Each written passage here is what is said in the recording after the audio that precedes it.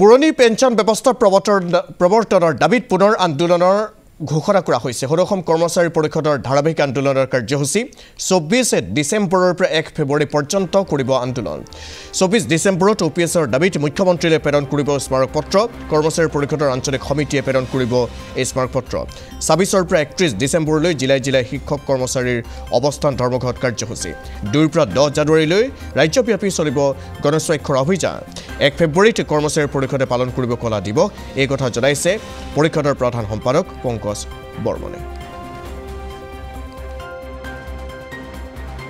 এই অনুসৰি সভাপতি মহোদয় কোৱাৰ লেখীয়াকৈ যে প্ৰথমটো কাৰ্যসূচী 24 ডিচেম্বৰ 24 ডিচেম্বৰত সদৌ অসম কৰ্মচাৰী পৰিষদৰ অন্তৰ্গত প্ৰতিখন আঞ্চলিক কৰ্মচাৰী পৰিষদে অসমৰ মাননীয় মুখ্যমন্ত্ৰীলৈ NPS ব্যৱস্থা বাতিল কৰি OPS ব্যৱস্থা প্ৰৱৰ্তনৰ হকে স্মাৰক পত্ৰ প্ৰদান কৰিব। তেখেতসকলৰ সংশ্লিষ্ট জিলা আয়ুক্ত বা ৰাজহ চক্ৰ বিষয়া বা ব্লক ডেভেলপমেণ্ট খণ্ড উন্নয়ন বিষয়াৰ জৰিয়তে।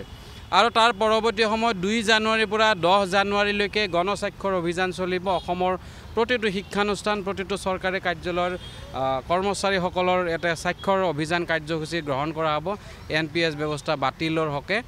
আৰু 2 তাৰিখৰ পৰা 10 তাৰিখৰ ভিতৰত অসমৰ প্ৰতিখন আঞ্চলিক কৰ্মচাৰী পৰিষদে প্ৰতিবাদী সভা অনুষ্ঠিত কৰিব, যাতে এই NPS ব্যৱস্থাৰ ভয়াৱহতা আৰু EPS ব্যৱস্থাৰ ভয়াৱহতা সন্দৰ্ভত সমগ্ৰ জনসাধাৰণক আৰু আমাৰ সৰ্বস্তৰৰ কৰ্মচাৰীসকলক জাগ্ৰত আৰু সজাগ কৰিব পৰা যায়।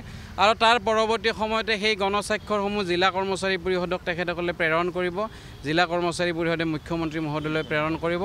আৰু 28 জানুৱাৰী 2026ৰ পৰা 31 জানুৱাৰীৰ ভিতৰত আমি এইকাৰণে 4 দিন ধৰি দিছোঁ, খোলা বাৰ থাকে সকলোৰে সুবিধা অনুযায়ী।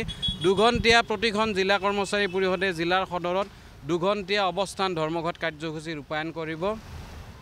আমি সকলোৱে জানো যে 1 ফেব্ৰুৱাৰী আমি সদৌ অসম কৰ্মচাৰী পৰিষদে কলা দিৱস হিচাপে পালন কৰি আহিছোঁ। এই 1 ফেব্ৰুৱাৰীতে NPS ব্যৱস্থাৰ প্ৰৱৰ্তন হৈছিল।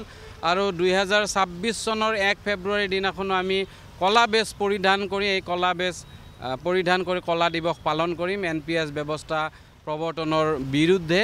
আৰু সমগ্ৰ অসমৰ প্ৰতিখন জিলা সদৰত সংশ্লিষ্ট জিলা কৰ্মচাৰী পৰিষদৰ উদ্যোগত মটৰ চাইকেলেৰে সমদল কৰি এই সজাগতা সৃষ্টি কৰা হ'ব, ইয়াৰ প্ৰতিবাদ জনোৱা হ'ব। আৰু এই সমগ্ৰ প্ৰক্ৰিয়াৰ এটাই লক্ষ্য এটাই উদ্দেশ্য যে NPS ব্যৱস্থা বাতিল হ'ব লাগে আৰু পুৰণি পেঞ্চন ব্যৱস্থা পুনৰ প্ৰৱৰ্তন হয়। NPSৰ অধীনস্থ পেঞ্চন নোহোৱা কৰ্মচাৰীসকলৰ অৱসৰকালীন জীৱনৰ যি নিৰাপত্তা এই নিৰাপত্তা সুনিশ্চিত হ'ব লাগে।